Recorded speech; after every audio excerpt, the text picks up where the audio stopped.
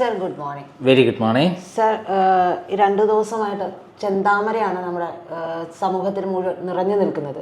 ഇപ്പോൾ ചെന്താമരയെ ഇന്നലെ പിടികൂടിയിട്ടുണ്ട്. ഇന്നലെ രാത്രിയോടുകൂടി പിടികൂടി. പക്ഷെ അയാളൊരു പക്ക സൈക്കോയാണെന്നുള്ളത് ഇതിനകം തന്നെ നമ്മൾ സാധാരണക്കാർക്ക് പോലും മനസ്സിലായിട്ടുണ്ട്. പക്ഷേ ഇയാളൊരു സൈക്കോയാണെന്നും ഇയാൾ വീണ്ടും ഒരു കൊലപാതകം നടത്തും അവിടെ വന്നിട്ടുണ്ടെങ്കിലും നമ്മുടെ പോലീസിന് പോലും എന്താണ് മനസ്സിലാവാതെ പോയത്? അതായത് ഭരണകൂടം പരാജയപ്പെടുന്നതിൻ്റെ പൂർണ്ണമായും തകർന്നതിൻ്റെ സർക്കാർ സംവിധാനം പൂർണ്ണമായും തകർന്നതിൻ്റെ ഏറ്റവും വലിയ തെളിവാണ് ഈ കൊലപാതകം. അതായത് ഇയാൾ നേരത്തെ ഇയാളുടെ ഭാര്യ സുധാകരൻ്റെ ഭാര്യയെ വെട്ടിക്കൊന്നത് എന്തിനാണ്? അയാൾ ഒരു സൈക്കോ ആയതുകൊണ്ടാണ്. അയാളുടെ ഭാര്യയെയും മകളെയും അദ്ദേഹത്തിൽ നിന്ന് മാറ്റിപ്പിച്ചത് ഈ പറയുന്ന സ്ത്രീയും കുടുംബവുമാണെന്നുള്ള തെറ്റിദ്ധരിച്ചിട്ടാണ് ഏതോ ഒരു മന്ത്രവാദി പറയുന്നത് കേട്ട് വിശ്വസിച്ച് അത് തലയിൽ പൂർണ്ണമായും വിശ്വസിച്ച് അയാൾ ഒരു കൊലപാതകം നടത്തുകയാണ്. കൊലപാതകം നടത്താൻ ഡെഡിക്കേറ്റായി കൊലപാതകം നടത്തുകയാണ്. അല്ലാതെ ഒരു സാഹചര്യത്തിൽ അറിയാതെ പോയി ഇതാവുന്നതല്ല. അയാൾ തീരുമാനിക്കുകയാണ്, മനസ്സിൻ്റെ ഉള്ളിൽ ക്രിമിനൽ ആയിട്ട് അയാൾ തീരുമാനിക്കുകയാണ്, എന്നിട്ട് അതിന് പ്ലാൻ ചെയ്യുകയാണ്, എന്നിട്ട് കൊന്നു കൃത്യമായിട്ട്. അങ്ങനെ ഒരാൾക്ക് ഒരു കാരണവശാലും ജാമ്യം കൊടുക്കാൻ പാടില്ല. ഒന്നാമത്തെ കാര്യം. അങ്ങനെ ഒരാൾക്ക് ജാമ്യം കൊടുത്തു, നെന്മാറയിൽ പ്രവേശിക്കാൻ പാടില്ല എന്നുള്ള ജാമ്യ വ്യവസ്ഥയുള്ള സമയത്ത് അവിടെ പോലീസ് ഇയാൾക്ക് ഉപദേശിയായിട്ട് പ്രവർത്തിച്ചു എന്നുള്ളതാണ് സത്യം. ഇവർ പോയി കംപ്ലൈൻറ്റ് ചെയ്യാണ്. കുട്ടികൾ കരഞ്ഞു പറയുന്നത് കണ്ടില്ലേ? ആ കരഞ്ഞു പറയുന്നതൊന്ന് കേട്ടു നോക്കൂ. ആൾക്കാർ ഇങ്ങനെ പറയുണ്ടായിരുന്നു, അവിടെ ഇവിടെയൊക്കെ കണ്ടു. പക്ഷെ അപ്പോഴും ടെൻഷനായിരുന്നു ഞങ്ങൾക്കൊക്കെ, പുറത്തിറങ്ങാനൊക്കെ പേടിയായിരുന്നു. പക്ഷെ ഞങ്ങൾ ഒന്നും ചെയ്യില്ലാതായിരുന്നു. ഞങ്ങൾ അമ്മയെ പോയി, ഇനി നമ്മുടെ കുടുംബത്തിലൊന്നും അയാൾ വരില്ല. അയാളുടെ ഭാര്യ ADS ആയിരുന്നു. അതുകൊണ്ട് അങ്ങനെ എന്തെങ്കിലും എന്റെ അമ്മ പഞ്ചായത്ത് പണിക്ക് പോകുമ്പോ അങ്ങനെ എന്തെങ്കിലും വൈരാഗ്യം ഉണ്ടെന്നാണ് വിചാരിച്ചത്. അച്ഛൻ ഞായറാഴ്ച വരുന്നു, തിങ്കളാഴ്ച പോണു. അവിടെ വെറുതെ വന്ന് അവിടെ ക്ഷീണം പറഞ്ഞിട്ട് കിടന്നുറങ്ങും. അച്ഛൻ രാവിലെ എണിച്ച് പോണു. അയാൾക്ക് എന്ത് വൈരാഗ്യമാണെന്ന് അറിയാത്തത്.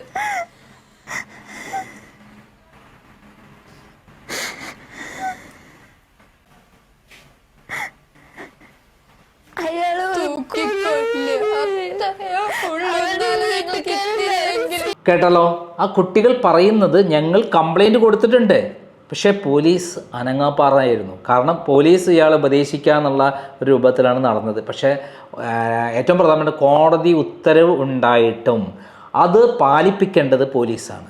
അപ്പം പോലീസ് തീർച്ചയായും ഇവിടെ പരാജയപ്പെട്ടു. ജനങ്ങളുടെ സ്വത്തും ജീവനും സംരക്ഷിക്കാൻ നിർബന്ധമായി ബാധ്യസ്ഥരായ പോലീസ് ഇവിടുത്തെ മഹേന്ദ്ര സിംഗ് എന്ന് പറയുന്ന പോലീസ് ഉദ്യോഗസ്ഥനെ ഇന്നലെ സസ്പെൻഡ് ചെയ്യുകയൊക്കെ ചെയ്തു. പക്ഷെ കൊന്നിട്ട് സസ്പെൻഡ് ചെയ്തിട്ട് എന്താ കാര്യം? അതിലൊരു കാര്യമില്ലല്ലോ സർ. 2 പേരുടെ ജീവൻ നഷ്ടമായി. 2 പേരുടെ ജീവൻ നഷ്ടപ്പെട്ടു എന്ന് മാത്രമല്ല, ഈ കുറഞ്ഞ ദിവസം മുമ്പാണ് കേരളത്തിൽ മുഴുവൻ ഇത്തരത്തിലുള്ള സൈക്കോകൾക്ക് പ്രേരണ ചെയ്യുന്ന രൂപത്തിൽ എറണാകുളത്ത് ചേന്നമംഗലത്ത് 3 പേരെ വെട്ടിക്കൊന്നത്, 3 പേരെ അടിച്ചും വെട്ടിയും കൊന്നത്. അതിൻ്റെ ഒരു ആഘാതത്തിൽ നിന്ന് കേരളം ഉണർന്നിട്ടില്ല. അത് കഴിയുന്ന കുറച്ച് ദിവസം കഴിയുമ്പോഴേക്കാണ് നെന്മാർ റെയിലിംഗ് എന്നൊരു സംഭവം നടന്നതിൻ്റെ പരിപൂർണ ഉത്തരവാദിത്തം അവിടുത്തെ പോലീസിനാണ്, സർക്കാരിനാണ്. അതായത് ഈ ചെന്താമര എന്ന് പറയുന്ന ആളുടെ ഭാര്യ, മകളുടെ കൈക്കുഞ്ഞാണ്, കുട്ടി, ഭർത്താവ്, ഇവരെല്ലാം ഐഡന്റിറ്റി വെളിപ്പെടുത്താതെ മറ്റൊരു സ്ഥലത്ത് താമസിക്കുകയാണ്. എനിക്ക് തോന്നുന്നത് നെന്മാറ സ്റ്റേഷനിലെ പോലീസുകാരനാണ് മകളുടെ ഭർത്താവ് എന്നുള്ളതാണ്. അപ്പോൾ ഈ ആൾ ഇത്തരത്തിലൊരു സൈക്കോയാണെന്ന് ഇവർക്ക് ഇതിലൂടെ തന്നെ മനസ്സിലാവും. മകളുടെ ഭർത്താവ് ഒരു പോലീസുകാരനായിരിക്കെ ആ സ്റ്റേഷനിലുള്ളവർക്ക് എന്തായാലും മനസ്സിലാക്കാൻ കഴിയില്ലേ ഈ പറയുന്ന ചെന്താമര എന്ന് പറയുന്നത് പക്കാ സൈക്കോയാണെന്ന്? അല്ല, 100% പോലീസിന് അറിയാം. പക്ഷെ അവരുടെ ശ്രദ്ധ ഇതൊന്നുമല്ല. കേരളത്തിലെ പോലീസ് സംവിധാനം എങ്ങനെയാണ് പ്രവർത്തിക്കുന്നത് നമുക്കറിയാം. എന്നെയൊക്കെ കള്ളക്കേസിൽ കുടുക്കി അറസ്റ്റ് ചെയ്യുമ്പോൾ ഓൺ ദ സ്പോട്ട് പുലർച്ചയ്ക്ക് വീട്ടിലെത്തി അറസ്റ്റ് ചെയ്തുകൊണ്ടാണ് കള്ളക്കേസിൽ. എന്നിട്ട് കള്ളക്കേസിൽ മൊഴി പോലും എൻ്റെ ഭാഗത്ത് ഒന്നും എടുക്കാതെ പോയി അറസ്റ്റ് ചെയ്ത് ജയിലടക്കുകയാണ്. ഇത്രയും ശുഷ്കാന്തി കാണിക്കണം. ബോച്ചേൻ്റെ കാര്യത്തിൽ അയാളൊരു ഒരു പരാതി കിട്ടുമ്പോഴേക്ക് വയനാട് പോയി തപ്പിപ്പിടിച്ച് അറസ്റ്റ് ചെയ്യുകയാണ്. അങ്ങനെയുള്ള ഒരു കാര്യത്തിൽ ജാമ്യ വ്യവസ്ഥ പ്രകാരം നെന്മാറയിൽ പ്രവേശിക്കരുതെന്ന് കൃത്യമായുള്ള ഒരു കാര്യം പോലീസിന് കൃത്യമായി അറിഞ്ഞിരിക്കുക അവിടെ പ്രവേശിപ്പിച്ചു എന്ന് പറയുന്ന ഒന്നാമത്തെ കുറ്റം ആരാണ് ഉത്തരവാദി? പോലീസാണ്. അപ്പം ഇതിൽ യാതൊരു കാരണവശാലും മറ്റൊരാളെ കുറ്റം പറയേണ്ടതില്ല. സർക്കാരാണ്. സർക്കാർ എന്ന് പറഞ്ഞാൽ ആർക്ക് വേണ്ടിയിട്ടാണ് പ്രവർത്തിക്കുന്നത്? പിണറായി വിജയന് 40 വണ്ടി പോലീസുമായിട്ട് പോകാനും സംരക്ഷണം ഏർപ്പെടുത്താനും ഓരോ പ്രദേശത്ത് ബന്ദിയാക്കി ജനങ്ങളെ ആയിരക്കണക്കിന് പോലീസിനെ വിന്യസിക്കാനും കഴിവുള്ള ഈ പോലീസ് സംഘം എന്തുകൊണ്ടാണ് സാധാരണക്കാരുടെ ജീവനും സ്വത്തിനും സംരക്ഷണം നൽകാത്തത്? ഇവിടെ ഒരു കൊലപാതകം നടക്കും എന്ന് കൃത്യമാണ്. നേരത്തെ ഒരു കൊലപാതകം നടത്തിയ എക്സ്പീരിയൻസ് ഉള്ള ഒരു സാധാരണക്കാരൻ ഇത്തരം കാര്യങ്ങൾ നടത്തില്ല. ഒരു സൈക്കോ മാത്രമേ ഇങ്ങനെ കൊലപാതകം നടക്കൂ. അതിനുശേഷം അയാൾ ഇറങ്ങിക്കഴിഞ്ഞിട്ട് അവിടെ കൃത്യമായി വന്ന് ഭീഷണിപ്പെടുത്തി പരാതി കൊടുത്തിട്ടും അനങ്ങിയിട്ടില്ല എന്ന് പറഞ്ഞാൽ അർത്ഥം പോലീസാണ് ഇതിൻ്റെ യഥാർത്ഥ കുറ്റവാളി, ഇയാളല്ല. ഇയാളെ ഇറക്കി വിട്ട് ഇയാൾക്ക് എല്ലാ സൗകര്യവും ഒരുക്കി കൊടുത്ത പോലീസാണ്. ഈ രണ്ടാമത്തെ കാര്യം, ഇയാൾ കൊലപാതകം നടത്തിയിട്ട് 48 മണിക്കൂർ അയാളെ തപ്പിപ്പിടിക്കാൻ വേണ്ടി സമയമെടുത്തു എന്ന് പറഞ്ഞാൽ അതിൻ്റെ അർത്ഥം എന്താ?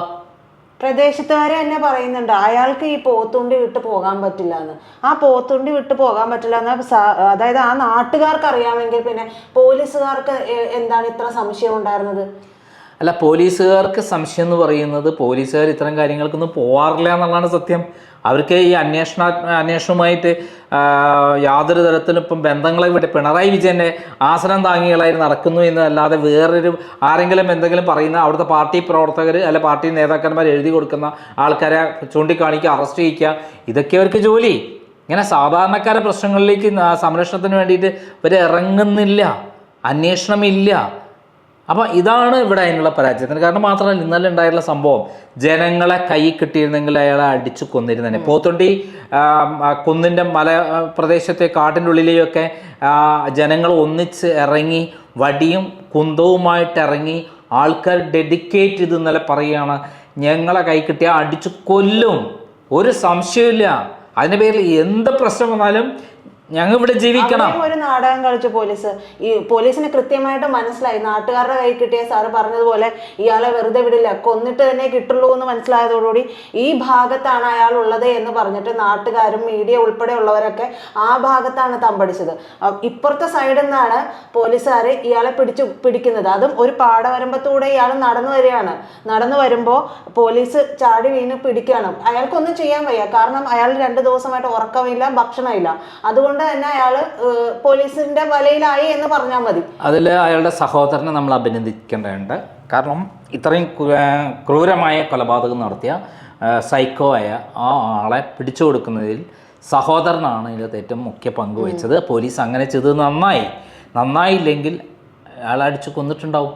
ഇപ്പം 10-25 പേര്. സത്യത്തിൽ ഞാൻ കാര്യം ചോദിക്കണം, അടിച്ചു കൊന്നിട്ടുണ്ടാവും. ഈ സൈക്കോയൊക്കെ അടിച്ചു കൊല്ലല്ലാണ്ട് എന്താ സാർ വേണ്ടത്? ശരിക്കും ചെയ്യേണ്ടത് പോലീസ് ഓൺ ദ ആ സ്പോട്ടിൽ വെച്ച് ഷൂട്ട് ചെയ്യുക എന്നുള്ളതാണ്. അല്ലാതെ നിവൃത്തിയില്ല. ഇത് കടുവേനെ വെടിവെച്ച പോലെ എന്തിനാണ് ഉത്തരവിട്ടത് വയനാട്ടിൽ? അതിന് യാതൊരു തരത്തിലും ഇനി രക്ഷയില്ല. നരഭോജിയാണ്. ഇനി വീണ്ടും മനുഷ്യരെ ആക്രമിക്കും, കൊല്ലും. ഒരിക്കൽ രുചി അറിഞ്ഞാൽ വീണ്ടും വീണ്ടും കൊന്നുകൊണ്ടിരിക്കും. ഇയാൾക്ക് കൊന്നിട്ട് അതിൻ്റെ ഇത് മാറിക്കഴിഞ്ഞു, ജയിലിൽ കിടന്ന് അതിൻ്റെയും പ്രശ്നങ്ങൾ മാറിക്കഴിഞ്ഞു. അയാൾക്കൊരു പ്രശ്നവുമില്ല. ഇനി ഇതൊക്കെ സംഭവിച്ചാലും അയാൾ മനസ്സിലുള്ളത് ഈ കൊലപാതകം നടത്തുക എന്നുള്ളത് മാത്രമാണ്. അപ്പോൾ അയാൾ മനസ്സിൽ രൂപാന്തരപ്പെട്ട് കഴിഞ്ഞിട്ടുണ്ട്. ആ ക്രിമിനൽവൽക്കരണം വന്നു കഴിഞ്ഞിട്ടുണ്ട്. ഈ ഇവരെ കൊന്നേ മടങ്ങൂ എന്നുള്ളത്. അപ്പോൾ ആ ആളെ ഇന്നലെ രക്ഷപ്പെടുത്തിയത് സത്യത്തിൽ അയാളെ പോലീസ് രക്ഷപ്പെടുത്തിയില്ലെങ്കിൽ പോലീസ് കുടുങ്ങിയിരുന്നേനെ. 10-25 പേരെങ്കിലും അയാളെ അടിച്ചു കൊന്നതിൽ പ്രതികളായിരുന്നേനെ. ഇത് നമ്മളെ ചൂണ്ടിക്കാണിക്കുന്നത് എന്താണ്? നമ്മുടെ നാടിൻ്റെ സ്ഥിതി എങ്ങോട്ടാണ് പോകുന്നത്? കണ്ടിന്യൂസ് ആയിട്ടുള്ള കൊലപാതകങ്ങൾ അരങ്ങേറുകയാണ്. നമ്മൾ ദിവസം രാവിലെ എഴുന്നേൽക്കുമ്പോൾ ഒരു ബലാത്സംഗമോ ഒരു കൊലപാതകമോ ഇല്ലാത്ത ദിവസമുണ്ടോ? എന്താണ് ഇവിടെ കേരളത്തിൽ സംഭവിക്കുന്നത്? അതിന് കാരണം ഇവിടെയുള്ള മയക്കുമരുന്ന് അതിൻ്റെ അതിപ്രസരം വർദ്ധിച്ചിരിക്കുന്നു. ഈ പറയുന്ന ആൾ മയക്കുമരുന്ന് കഴിച്ചിട്ടില്ല എന്ന് നമുക്ക് പറയാൻ പറ്റില്ല. കാരണം അയാളുടെ ബാക്കിയുള്ള പ്രവർത്തനം കൊണ്ട് അയാൾക്കൊരു നിസ്സംഗതയാണ്. അതെ, പോലീസ് സ്റ്റേഷനിൽ കൊണ്ടുവന്നതിന് ശേഷം ഇയാൾ വളരെ നിസ്സംഗതയാണ്. ആ നിസ്സംഗതയിൽ തന്നെ അയാൾ ഒരു സൈക്കോ ആണെന്ന് പറഞ്ഞു വെക്കുന്നുണ്ട്. മാത്രമല്ല വളരെ കൂളായിട്ട് ഭക്ഷണം കഴിക്കുന്നു. ഭക്ഷണം കഴിച്ചതിന് ശേഷം അയാൾ കുറ്റസമ്മതം നടത്തുകയാണ്. എന്നിട്ടും പോലീസുകാരോട് സംസാരിക്കുന്നത് വളരെ എന്താ പറയാ, ആ സീൻ കണ്ടാൽ അറിയാം അയാൾക്ക് ഞാൻ ഇനിയും കൊല്ലും, ഇനി പുറത്തിറങ്ങി ഇനിയും കൊല്ലും എന്നുള്ള ഒരു മെന്റാലിറ്റി തന്നെയാണ് അയാൾ സംസാരിക്കുന്നത്. അയാൾ ഓൾറെഡി ഡെഡിക്കേറ്റഡ്. ആ കാര്യത്തിൽ അയാൾ തീരുമാനിച്ചിരിക്കുന്നു അയാൾ കൊല്ലാൻ വേണ്ടിയിട്ട്. ഇനി കൊല്ലാൻ തീരുമാനിച്ചത് സാർ അയാളുടെ ഭാര്യയാണ്. ഇത്രയും നാള് ഈ ഭാര്യ, മകളുടെ കുട്ടി, അവരെ കൊല്ലാനാണ് തീരുമാനിച്ചിരിക്കുന്നത്. അത്രയും പേരെയും കൂടി കൊന്നാലാണ് അയാൾക്ക് അത് കംപ്ലീറ്റ് ആവുള്ളൂ. അയാളുടെ മനസ്സിൻ്റെ സാറ്റിസ്ഫാക്ഷൻ അതുകൊണ്ടും കംപ്ലീറ്റ് ആവില്ല. അയാൾക്ക് വീണ്ടും ഇതുപോലെ ആളുകളെ കൊന്നുകൊണ്ടിരിക്കണം. അതാണ് ഇത്തരം ആളുകളുടെ പ്രത്യേകത. ഒരിക്കലും ആയിക്കഴിഞ്ഞാൽ, സൈക്കോ ആയിക്കഴിഞ്ഞാൽ അയാൾ കാണുന്ന ആളുകളെ മുഴുവൻ സംശയത്തിൻ്റെ നിഴലിലിരിക്കും. ആ സംശയത്തിൻ്റെ നിഴലിലുള്ള ആളെ വളരെ ആസൂത്രണം ചെയ്ത് വളരെ തന്ത്രപരമായിട്ട് കൃത്യമായ സമയം കണ്ടെത്തി അവർ കൊന്നിരിക്കും. അതിനുള്ള ഏർപ്പാടുകൾ ഇവർ ചെയ്തുകൊണ്ടിരിക്കും. എനിക്ക് പല ആളുകളെയും ഇത്തരത്തിൽ അറിയാം. ഒരു മുമ്പ് ഒരു റേപ്പിന് ഇടയായ ഒരു പെൺകുട്ടി, ആ കുട്ടിയുടെ വിഷ്വലൊക്കെ എടുത്തു വെച്ച് ഭീഷണിപ്പെടുത്തുകയൊക്കെ ചെയ്ത സമയത്ത് ആ കുട്ടിക്ക് മനസ്സിലായി ഇയാൾ വീണ്ടും നശിപ്പിക്കാനുള്ള പരിപാടിയാണ് എന്നുള്ളത് മനസ്സിലായി. പിമ്പായ ഒരാളെ പിന്തുടർന്ന് അർദ്ധരാത്രി പോയിട്ട് കൊന്ന ഒരു കഥ ഞാൻ കേട്ടിട്ടുണ്ട് മുമ്പ്. ഇപ്പോൾ ഡോക്ടർ ഓമന വെട്ടിക്കൊന്നതാരെയാണ്? സ്വന്തം കാമുകൻ വേറെ ആളെ സ്നേഹിക്കുന്നു എന്ന് പറയുന്ന ഒരു സംഭവം ഉണ്ടായപ്പോൾ ഓമന വെട്ടിക്കൊന്ന് കഷ്ണമാക്കിയിട്ട് ഊട്ടിയിലെ ഓരോ സ്ഥലത്തും കൊണ്ടിട്ട കഥ എനിക്കറിയാൻ മാത്രമല്ല, അവർ എൻ്റെ അടുത്ത് വന്നിട്ട് ആ കഥ കൃത്യമായി പറഞ്ഞിട്ടുണ്ട്.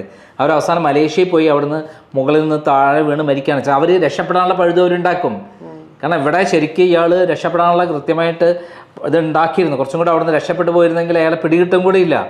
കാരണം ഒരു അഡ്രസ്സും ഇല്ലല്ലോ, എവിടെയാണെന്നുള്ളത് കണ്ടുപിടിക്കാൻ പറ്റുമോ? ഫോണില്ല. ഇപ്പം ഈ പ്രദേശത്തായതുകൊണ്ടാണ് അയാളെ പിടികിട്ടിയത്. അല്ലെങ്കിൽ അയാൾ കാട് കയറി ബസ് കയറി കേരള സ്റ്റേറ്റ് വിട്ടു പോയിരുന്നെങ്കിലോ എങ്ങനെ കണ്ടുപിടിക്കും? ഇനിയിപ്പോ നിയമ സംരക്ഷണം നൽകുമോ സർക്കാർ, അതോ ഇയാളെ വീണ്ടും അഴിച്ചുവിടുമോ? അയാൾക്ക് എന്തെങ്കിലും ശിക്ഷ കിട്ടുമോ? കാരണം നമ്മുടെ നിയമ സംവിധാനങ്ങളായതുകൊണ്ട് എല്ലാവർക്കും ഒരു മാനുഷിക നീതി എന്ന് പറയുന്നതുണ്ടല്ലോ. നിയമത്തിൻ്റെ വഴിക്കാണ്. ഒരു ആളെ അറസ്റ്റ് ചെയ്ത് കഴിഞ്ഞാൽ അയാളെ സംരക്ഷിക്കേണ്ട ബാധ്യത പോലീസിനുണ്ട്. അതുകൊണ്ടാണ് ഇന്നലെ അവിടെ ഗേറ്റ് അടക്കം, പോലീസ് സ്റ്റേഷൻ്റെ ഗേറ്റ് അടക്കം രോഷാകുലരായ ജനങ്ങൾ അടിച്ച് തകർത്ത് അകത്ത് പ്രവേശിക്കാൻ ശ്രമിക്കുകയും പോലീസ് അവരെ ക്രൂരമായ രൂപത്തിൽ മുളക് സ്പ്രേ അടക്കം, അവരെ കൂടെ നിന്ന് പോലീസിന് വേണ്ടി സഹായിച്ച ആ ജനങ്ങളുടെ മേൽ മുളക് സ്പ്രേ അടക്കം അടിച്ച് അവരെ ഓട്ടിച്ചത് അവിടുന്ന്. അതൊന്നും അംഗീകരിക്കാൻ പറ്റുന്ന കാര്യമല്ല. അവരോട് കൃത്യമായി കാര്യങ്ങൾ പറഞ്ഞ് ബോധിപ്പിക്കേണ്ട പോലീസ് അവിടെ ഈ പറയുന്ന ആളെ അറസ്റ്റ് ചെയ്ത് ജയിലിൽ അടക്കേണ്ടതിന് പകരം, നേരത്തെ അറസ്റ്റ് ചെയ്ത് കൃത്യമായി മാറ്റേണ്ടതിന് പകരം ഇങ്ങനെ ഒരു സൈക്കോയ്ക്ക് വേണ്ടി അവിടെയുള്ള മുളക് സ്പ്രേ ഒക്കെ നടത്തി എന്ന് പറയുന്നത് തീർത്തും അപലനീയമാണ്. ഇത് മുകളിൽ നിന്നുള്ള ഒരു ഓർഡർ ഇല്ലാതെ അങ്ങനെയൊന്നും ചെയ്യാൻ പറ്റില്ല.